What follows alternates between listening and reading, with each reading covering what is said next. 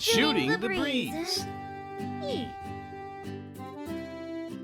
You got off pretty easy with that orange giant, Sunset. You think flying for my life as a giant monster is about to squash you like a grape, then decides to hold you captive in her tail is easy? At the very least, your giant monster didn't know of your existence on both occasions and only stopped trying to crush you when she saw you on the floor.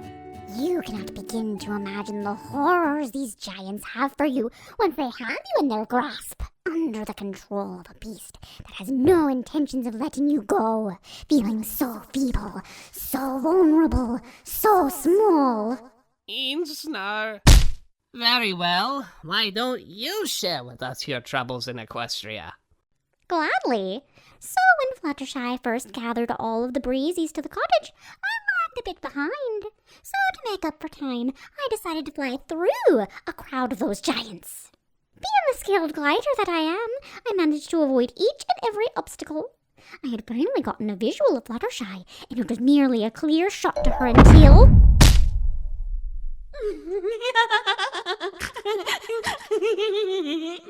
That tickled! Huh?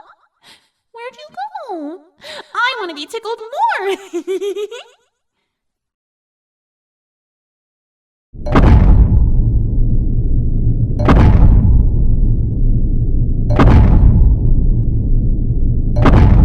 So, just like you, Sunset, I also had to deal with almost being crushed. But she was bouncing in so many places, I had nowhere to fly. Aww, I guess it doesn't want to play anymore. Huh?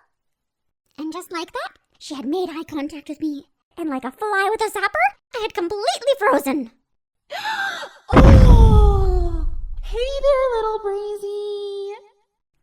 At first, she seemed sweet enough. That smile could melt the coldest of hearts. But then, she began to talk. Wow, this is so amazing! I can't believe I'm actually holding one of the Breezies in my home! You all must think that we're so huge! I mean, some might be a little less huge than others, like me after I eat 20 cupcakes. Are you all normally this small? I never thought creatures could be tiny like you, except this one stallion I know who's a lot smaller than all of you. His name is Vanilla Bean. He's the tiniest little creature I ever did see. In fact, I never thought a giant had so much to say at once. And due to the volume and power of her voice, it was utter torture to my ears. It felt like hours. But a few seconds later...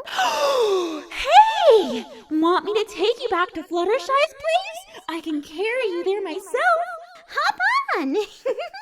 I was quite surprised at the sudden kindness of this beast. That was, of course, until the pink bouncers started to bounce once more. I lingered in that bounce house of horror and queasy stomachs for minutes until we finally made it to the cottage. Oh, sort of shivers my bones just thinking about it. Yeah, I'll admit it, I got off pretty easy on my part. But where did you get all that fancy cushion from? The pink one decided to give me a sort of going-home present and clipped off a bit of her tail. Even though it reminds me of that ride, I cannot deny this is quite soft and bouncy. I love it to bits. I brought some hair back with me too. Will-o-wisp? Sweet Celestia, what happened to you? I had my own encounter with a giant, and she put me to work. And I am still feeling it. Ow!